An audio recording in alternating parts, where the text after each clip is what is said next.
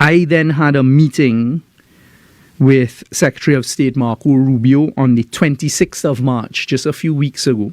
2025, which gave us a perfect opening to now speak to. When you look at the executive order with respect to Venezuela, Secretary of State Marco Rubio is at the head of a committee that has been set up by President Trump to look at how they would be developing tariffs to do with Venezuela oil and oil products, etc. We had a very good conversation, as you heard me say from this lectern a few weeks ago, and he gave an assurance that they will not seek to harm Trinidad and Tobago. And in particular, we discussed how the energy deals that we had negotiated stand to benefit not only Trinidad and Tobago, but also the wider CARICOM region, and as well how it fits in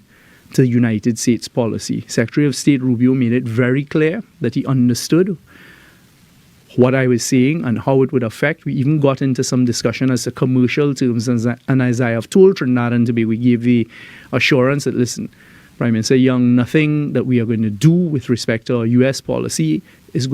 meant to harm Trinidad and Tobago, and we will continue to stay engaged with you, because understand, as we unfold our policy and the United States policy, in particular with Venezuela and other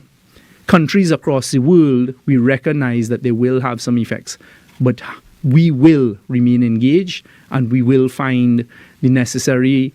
outlets and the necessary ways to make sure that Trinidad and Tobago is not harmed.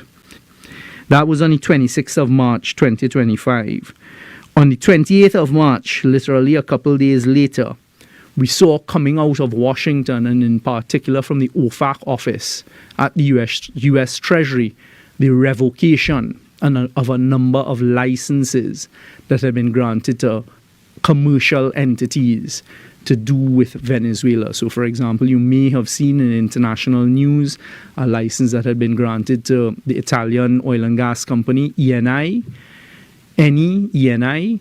as well as the Spanish oil and gas company Repsol, two companies that I have been engaged with. And you would have seen a few days ago, I also met with